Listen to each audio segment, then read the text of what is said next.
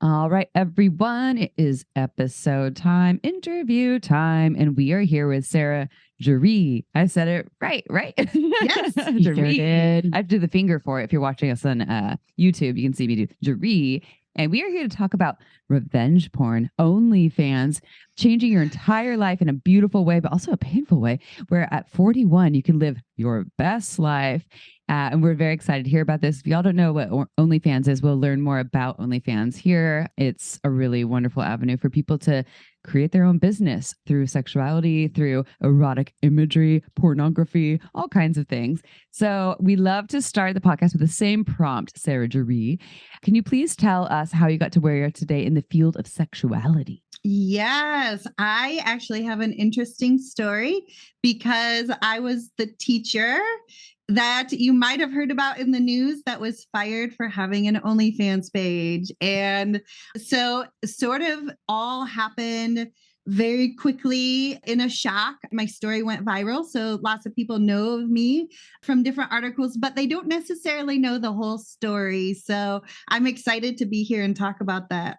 We're really excited to have you here and talk about that. And pre this recording, you just have some really powerful, Juree to share with us about how you took your power back, even in the midst of all this bullshit. So we'll get to that in a moment, but I'm really excited to hear the whole story because we just had some little tidbits that were quite exciting to hear. And the way you, I feel like, speak to folks out there, no matter where they're coming from, is going to be worth listening. So thank you for being here. So it comes down to, okay, you had an OnlyFans page and then you were outed for doing OnlyFans because someone started distributing revenge porn, which if you don't know about it, I'm sure you'll talk a little bit about that. And then you were fired from your teaching job, which you loved.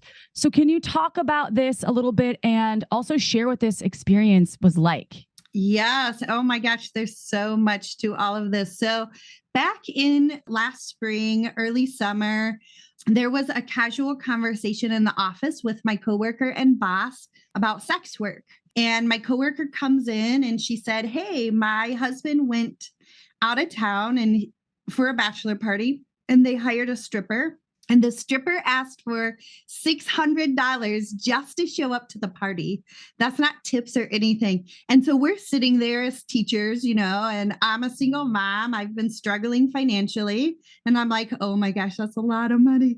Mm-hmm. And my coworker joked. She said, "Yeah, I think I'm going to start an OnlyFans page, but I might have my husband do it first because gay men love him." And so we kind of chuckled at that. And then my boss said, "Yeah, you both should start an OnlyFans page and you should sell your panties on OnlyFans. Men love panties and you would make a ton of money selling panties." Well, in my mind, my wheels were turning because at this point, I had 5 side hustles that I was doing. I was doing group exercise, keto coaching, reading tutoring, sublimation company, teeth whitening. You pick a side hustle and I was working it. And right around this same time, a local friend on Facebook who's about my age, I'm 41, had posted that she had started a page and she had made $10,000 that month on the page. So the conversation with my boss happened my very last day of summer camps, right before I had a month off of work. So my idea was to start my page, test it out for the month of July and see, am I able to make any money? Is this a viable option for me? And I've been on dating sites a long time. So some people say, was it hard to start an OnlyFans page? I'm like, no, do you know how many dick pics I've seen in the last 5 years? No, I participated in the dating culture, sending nudes and sexy FaceTime chats and sexting, all that stuff. So originally, I was just sending nudes. I started a page. I would put them behind a paywall. Well, after that conversation with my boss, I started promoting my page.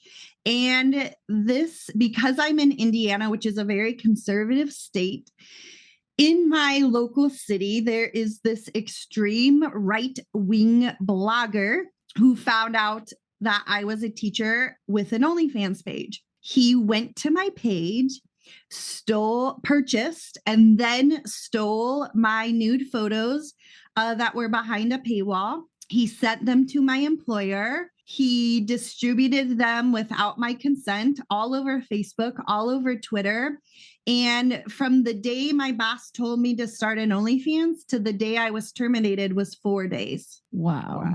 So your boss actually said you should start one, but then or do this and then because teachers don't make enough money. P.S. Like that's why you had to have 5 hustles. And what the fuck? It's not like you're targeting children or something. It's like people that can go to that sucks, man. That sucks. And so revenge, revenge porn is so interesting to me. That like so because what was this person's intention? Yeah, they were just angry. They wanted to like stir things up. Cleanse the town of any wrongdoing. His blog literally focuses on trying to get people in the community fired. So like after he got me fired, he found a gay band teacher at the high school, tried getting him fired. So he really targets for being gay.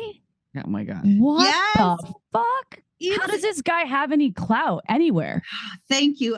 I've been trying to get him shut down. Like, I'm not done with this yet, but it's crazy because I look at this and I look at like the toxicity of all of this. And even like going back to revenge porn, I only had my page a couple weeks before I got fired. I wasn't making money. I barely knew how to send a mass DM. I was only selling nudes at the time. And like you said, like I didn't do it at work. This was off the clock. This was in the privacy of my own home. This was on a subscription site. So you have to be an adult. You have to attach a credit card. And people were requesting my photos behind a paywall. So everything's consensual. Everything's with adults. What were the terms of what were the grounds for the termination? What did they say? It's just not working out anymore, or you have an OnlyFans page and we can't have you here? Yeah, it was OnlyFans, and also they had gotten pressure from the blogger about writing this story about me. And, in the termination letter where it says that I did this without the consent of the director, that's not true. I did it with the encouragement of the director, and it still bothers me that he still has his job and I don't have mine. But I do have a meeting with the EEOC next month, and there is some, sexual harassment issues that I'm going to bring up about my employment there, because I was actually a civilian teacher at a military facility. So you can only imagine what I kind of went through the last 6 years as far as that culture goes. So, I feel like people should not count me out because my story is not over yet. And as a woman, I feel like there's some real accountability that needs to happen for these men, especially when it goes to the revenge porn.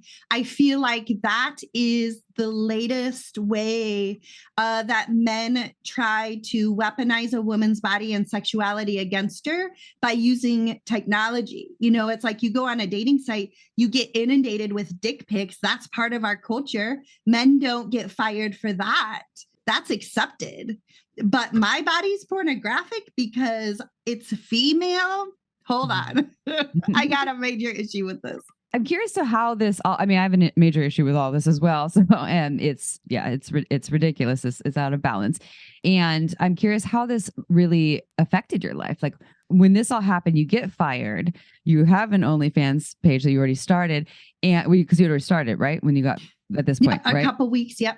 So was it like naughty teacher themed? I'm sorry. I know. I'm so curious. Yeah. No, because sorry. when I first started, I thought I was going to be in the MILF category, which is a great category, by the way, as a mature woman. Younger men love that fantasy. But then after I kind of went viral for the teacher thing, I got flooded with these men that have this teacher kink and teacher fantasy. And I love it. Like, come to me. I'll be your MILF. I'll be your teacher fantasy. Like, yeah, that's hot. I'm into that. I love MILF porn. And I like teacher students. I'm like, well, I identify mostly as heterosexual, but I loved MILF porn when I wasn't like, when I didn't know what I even liked. I loved watching MILF porn when I was like in my 20s and even my teens, and the internet was available. So is MILF porn like 40 and up? How do you don't know how old they are. You have no idea. It's just, and I don't know what made them MILFs. I didn't see that they were actually legitimate mothers. Well, I just knew that it was sold as that. Yeah, there you go. Yeah. I think it's just the idea of this mature woman who like knows what they want. They've been around sexually and they will like dominate you. Like I will straight up dominate you. But I think like every woman is bi-curious or bisexual, because I'm sorry, like women are gorgeous, you know, it's just like their bodies and titties, and it's just like, it's sexy. Mm-hmm. So that's kind of how I ended up with the teacher. You know, now I really play it up with like the teacher costume. I have a little dick rating report card that that's awesome. Yeah, that I do on my page. But prior to me embracing it and being playful with it, it was traumatizing. It really broke my heart. And there's probably a 50-50 split as far as the general public with my particular story. They either are like super supportive or they are deeply triggered. And so that was difficult, because one of the things I had to learn right away was do not read comments about yourself, because it will break your heart. And then even the headlines that were written about me were so scandalous. It was like pure clickbait. And even I would read them and be like, oh my gosh, she did what? You know, so for months and months, you know, I really struggled with depression. I struggled with some suicidal thoughts, honestly. It was heartbreaking. I've never been through something so scary, so traumatic, getting thrust into the media. And I think even being a victim of revenge porn, you know, that really is something that I want to do more advocating on, because I feel like it's so dangerous. It's not in the taking nude photos. It was in this man's disrespect of posting them without my consent. Mm-hmm. Yeah. When consent goes that far, right? We think of consent. It's just like, I can't touch you until I get permission, but it's also our private information. And I guess people be like, well, that's not private, right? But people have to, log in, have an account, pay for it. And we're huge advocates for sex workers and porn performers, because this is their work. And, if they're really choosing it, you seem really stoked on your work, which brings me to another question on that piece. But actually, I have a question before the question. Yes. So was part of the whole thing of feeling like, depressed and you said suicidal too. I'm so sorry you went through all of this. Was it like, would you feel like you couldn't show your face in your community and like be out in public? Shame. Yeah. Yes, for sure. It was, being in this very conservative community, and I'm in a small town. So it made me paranoid. And I have, young kids who are in elementary school. They were actually supposed to come to my program this year and be in mommy's class, as a teacher. And that was really heartbreaking. I had to tell my kids, and it gave me this paranoia of like, who knows, who doesn't know? Are there any safe places that I can go and just process this and work through the trauma that I went through? It was a lot. It really, my whole life did a complete 180, and I wasn't expecting it. It wasn't like I planned to go viral, or, I was just trying to sell some nudes on the side for gas money. Okay, let's be real. Yeah, some food and gas money, feed yourself and your children. That's it. Yeah. Yeah. And again, you're actively choosing that, but we live in a society that's like, oh, no, sex work. Again, not over here. We're in California. It's a little different, but we're in Santa Cruz, California. You go like, an hour inland, people have a different perspective. So I do personally, do you know a lot about OnlyFans, April? I don't have a lot of experience with it. I have deep respect for what it's helping folks create on their own. So I would love more info about that as well. Yeah. What is it like being on OnlyFans? Yeah. I know. It's like, and truthfully, before I got on the platform, I had no idea. I'd heard of it. I knew people could make a lot of money on it, but I had no idea what it was really. So essentially it's a subscription platform, and it's set up very similar to Facebook as far as you have your feed and then you have DM messages, and on your feed you just post your stuff. You can post videos, it could be sexual, it could not be sexual. It's really up to you, which is the beauty of the platform, because the power is all housed with the creator. You get to decide what you're comfortable with consenting to. And so you post your stuff on the feed. But I think the reason people like it, the fans like it, is that they have this personal and direct access to the models. So you DM with your fans, you get to know them, you share pictures. And it really is interesting because one of the other layers to my story that a lot of people don't realize is that when I started my OnlyFans page, I was celibate. I had been celibate for a couple years because as a single woman, I got very tired of the hookup culture on the dating sites. I've always been had that heart for true love and a heart and soul connection. And after my divorce, that was truly all I really longed for. And then when I just kept running into all of these experiences, feeling like I was being treated like a sexual consumable on dating sites, I was like, you know what? I'm just going to start investing in myself. I lost a lot of weight. I started doing all of these side hustles. I was feeling really good about myself. And, that's one of the things I love about the OnlyFans platform is that because it's transactional, there's no manipulation. Everyone knows why we're here. I consent here that, we're going to have fun. And it's given me this safe and beautiful container to heal my own sexual trauma, work through my own sexuality, explore kinks, test things out, learn about things.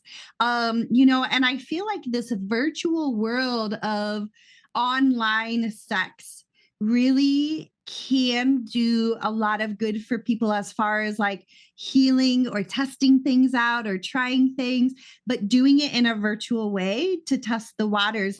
There's so many beautiful things about the platform. And truthfully, as a woman, I feel like the platform is really revolutionary because it's the first platform that allows women to monetize their sexuality. And the money goes straight to the content creator. And you can come up with whatever content that you want. So this is a way to empower whoever, and this is not gendered. Anybody can have an OnlyFans account, whether you're a vulva owner, penis owner, or any bits in between. Yeah. You can have an OnlyFans page, and I don't know how the traffic is driven. That's probably a different conversation. Yeah. However, you can creatively inspire your fans to direct you as well. Is that so? This is the thing. How you told us before that your fans and your followers, which I'm assuming are similar base, but they've helped you heal your sexuality. Yes. Does this mean that just explain more about this?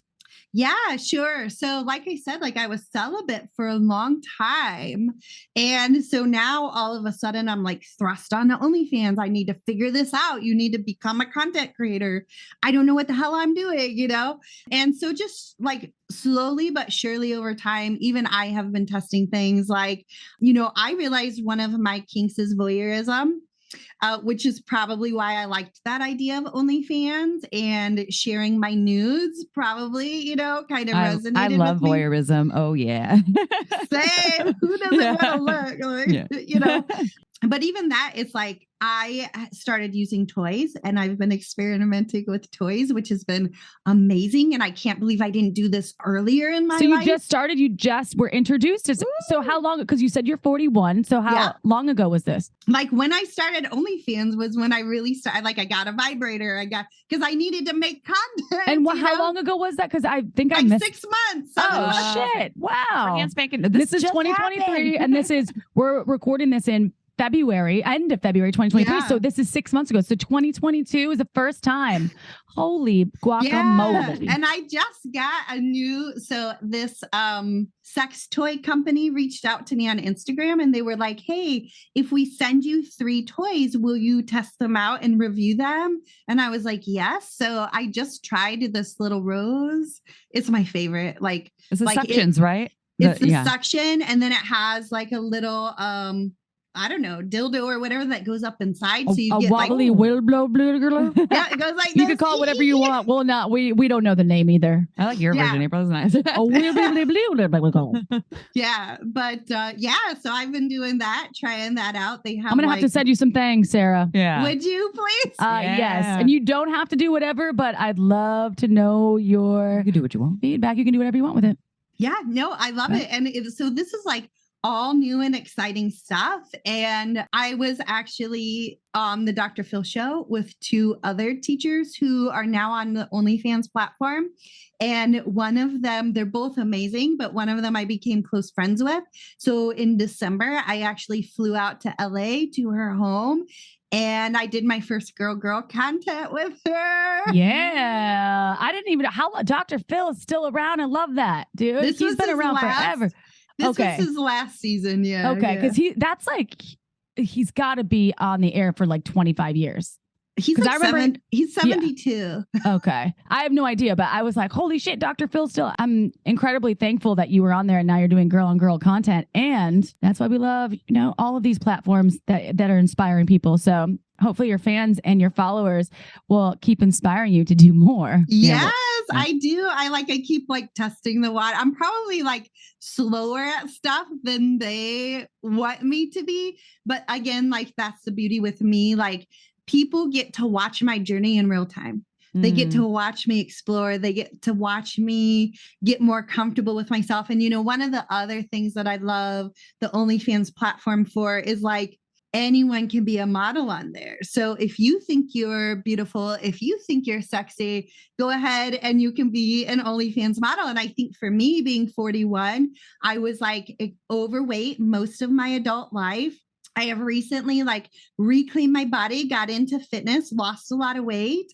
And I love that I get to redefine these beauty standards. It's I'm older, I'm 5'2", I have these big hips, I have cellulite and stretch marks and scars and still sexy. Mm-hmm. I love that. You're a fucking human being. You're not a robot. We're going to have all the things. Those are the beautiful parts of us. Yes. So you're feeling at 41 that this is your ultimate sexual self right now. After all of this, after depression and feeling suicidal and your life completely changing, you're actually feeling in this beauty. It all obviously led to this place that you're in now. But this is oh my God, I here I am. I'm here. And this is beautiful. It's here was the permission to show up and be whoever the fuck I want to be and do whatever the fuck I want to do. And nobody's going to tell me otherwise, And so it was that blogger who outed me. Okay, well, a lot of people on OnlyFans, they don't come out with their page. They stay in the closet with it because they're afraid of the shame. They're afraid of what their family's going to say. Not me. On my Facebook page, I'm an OnlyFans model. I get to promote myself. And so, in this weird way, it was almost stepping into my power, stepping into really owning my divine feminine energy in a totally new and different way and standing my ground and saying the journalist who wrote these stories about me, I'm the storyteller. I write the ending of my story. I define who I am. And I think that really goes back to reputation versus character, where it's reputation is who people think you are, but character is who who you are on the inside. And it's I'm blessed and unstoppable. And that's all anybody needs to know about me. Oh my God. Can we hang out with you in person sometimes? Yeah. If I had children, I'd be stoked to have you teach them, especially if they're young humans that want to be inspired and empowered to do something with their Yes. lives. It's not like you don't have to. This is all really good information. I'm just like, Thank you. I'm inspired. Yeah. And I loved being a teacher. My classroom was so positive. And the tragedy in the whole thing is like, there are kids who are never going to have me as a teacher. Yeah. And I actually ran into a parent right when this had first happened. I took my kids to this like slide the hill event, like a water slide thing. And this parent came up to me and she said, with her daughter, and she knew, and she was like, listen, I know. And I just like start crying. And she said, her daughter had just been in my summer camp like the week before. And she was like, my daughter adored you. You were her favorite teacher. And she said, that's all I need to know about you. And so she said, you have our support. And yeah, it did. I'm like crying. And it meant so much, especially for the people who were like, treating me like I couldn't be around children, or my 20-year teaching career meant nothing, you know? And I was like, whoa, I was clocked out. I was off the clock, and nobody had a problem with me being on dating sites. And those are worse. You know, that's the thing that blows my mind is like, if I had been hooking up with 20 men a month and bringing them around my kids and having sex in person, which I don't care if people do that, that's their business, but I'd still have my job. But being celibate on OnlyFans and selling nudes, that was it. That was the kicker. But I think it really goes back to this idea that the dating sites and the behaviors on them are socially and morally acceptable. Nobody cared what I was doing on Tinder, right? People really cared when I found a way to monetize it. And that's what I have a problem with, because the monetization was where I found my power and took my power back. And that's why, I got a problem with the people that got a problem with me. Okay. Yeah. Well, it's like, in my opinion, this is my opinion, but like old school thinking that to me kind of comes down to some ideas from religion and various approaches to sex work being something that is wrong or bad. But like, what is the fucking difference from being you actively choosing an empowered way to be naked and sell your content, or to be a model wearing, just a dress online or some nice jeans and make money off of that? That's okay. Wait, but your boobs are out, or like you're wearing lingerie. Oh fuck! And I've partied really hard with some teachers before. Let me just say, like, they're motherfucking wild, and I'm like, I like teachers got wild. They are, and is anybody monitoring that? Are they like getting like, I'm like, y'all definitely don't get drug tested before you go back in, huh?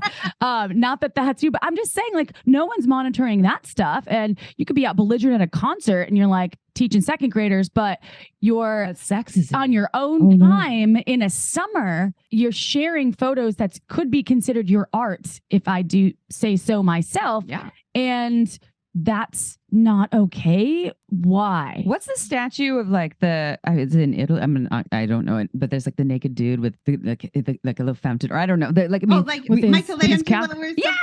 Yeah, whoever it is. People have been posing with naked, and doing naked things all the time, and they might even be sexual. Maybe you took sex out of it, but yeah, it's so okay. Everyone, anyways, that's the Renaissance era painted a lot of folks naked. Yeah. I mean, nude. We're both naked. Hello, it's my birthday, Sue. Okay, I'm like, this is a thing in parts of Europe. Like, if this is happening in other parts of the world, or if this is strictly the conservative regions of the United States or other areas, I that's what I wonder. Is OnlyFans global? Is it just in the U.S.? Yes, it's actually, I don't know if it's hosted or created out of England, is where the OnlyFans platform itself is hosted stems from. But it's so crazy. And I think living in this conservative part of the country that is like hyper religious, they shame, they suppress, they repress. They're very like pro-life, but they don't want to give teenagers condoms and birth control to prevent anything. They don't want to actually educate people about their bodies or sex, but they want to shame the women walking to the abortion clinic. It's just like, it's so ass backwards. And it's funny because one of my fans lives locally, and I said to him, how did you hear about me? He said, oh, I heard from that conservative blogger who was on this conservative radio show and they were talking about you in the community.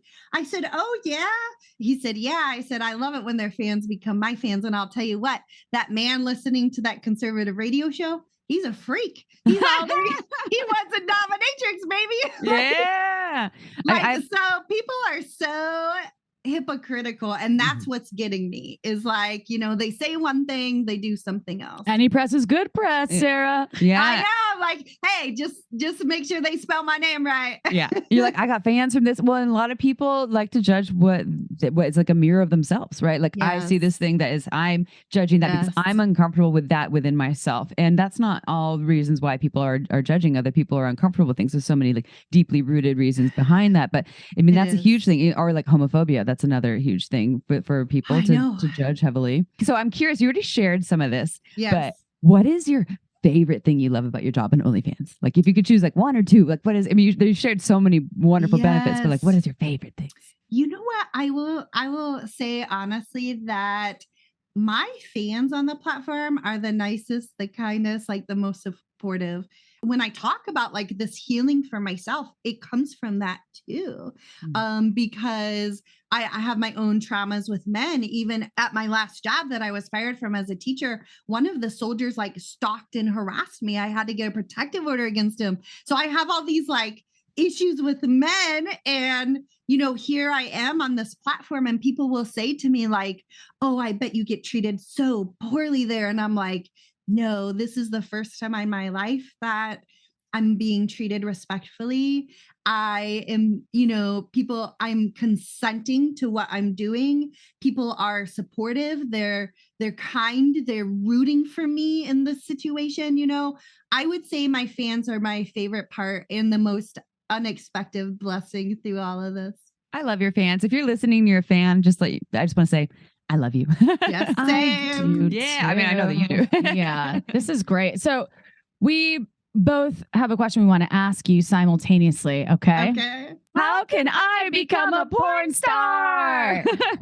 So what is your advice for someone who wants to start their own porn or OnlyFans page? Well, I would say like you have to be like realistic about the risks because, I like to say with the cancel culture, people like to use someone to scare other people, right? So it's like, if you start an OnlyFans, look what happened to Sarah, and I'm just here to say like, what happened to Sarah is going to be the biggest blessing in my life. So you don't have to worry about me, but you do have to be like thoughtful and considerate about how it might affect your employment or whatever. But I would say start a page. And the nice thing is like start a page for you. And then you can worry about growing it. Do whatever you want to do. Try things out. Test kinks out. One of the things I know you guys had mentioned, like a lot of your listeners are married. Some of my favorite fans are the married couples because they get to voyeur. They get to bring me into their marriage virtually without like having that real threesome yet.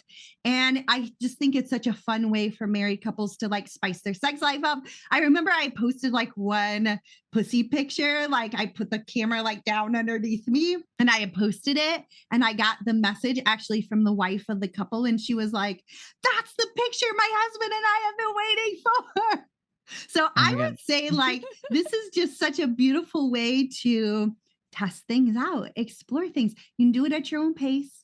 You can do it with your partner. And it's safe. You don't have to share body fluids with any random person, right? And you have your information. Or your You're like still somewhat private, right? You are. Lots of people use like aliases and people talk a lot about like, why are people on OnlyFans? But the stories are honestly so interesting when you talk to like different fans and you find out why, like, one man, he recently became widowed. He wasn't ready to go out and really having sex in person, but he still had sexual needs. So he found an outlet on OnlyFans. It was beautiful. Another man, his wife has early onset dementia. Mm-hmm. And he said to me, he's like, listen, I don't feel comfortable initiating sex with my wife. because of this. But he's like, but I can come on OnlyFans. I can explore this. I can enjoy your content. And, you know, the nice thing with that is like, there's a connection aspect that you don't just get from watching porn, right? You get to talk to the content maker. You get to have this intimate experience with them. I do video chats as well. One guy, he was like 27, I think, and he was a virgin.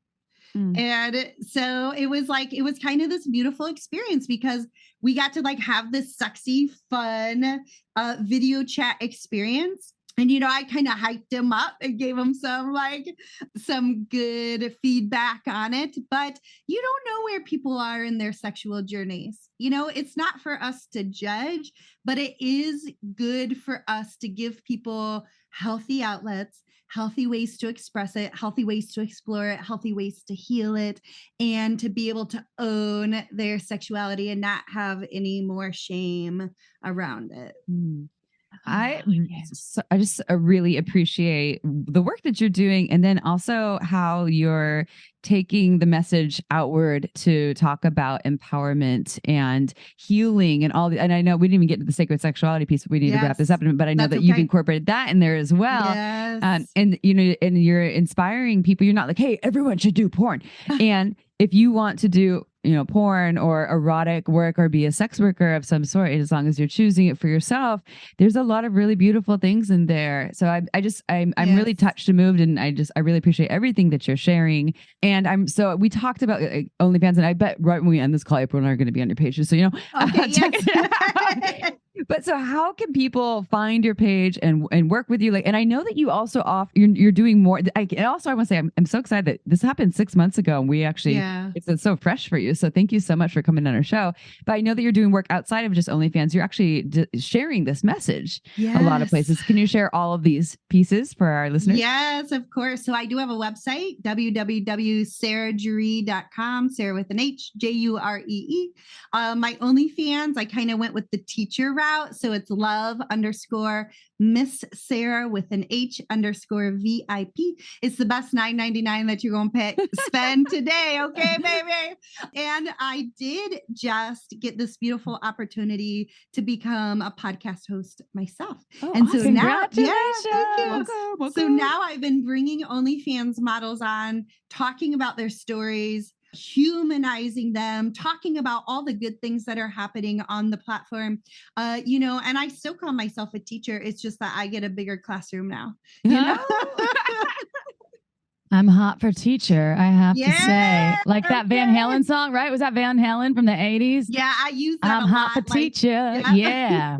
There is something about a teacher and that whole... Remember, Amy, when we were in New Orleans and we went to the strip club and it was a schoolgirl. The stripper was a schoolgirl, but that's teacher oriented. Because I was like, I'll be the teacher and you be the schoolgirl. I'm going to send you to detention. I just love power play, that kind of stuff. And that's what it feels like, whether it's a professor, teacher. And I've never hooked up with a teacher, everyone. Not in real life. Right here.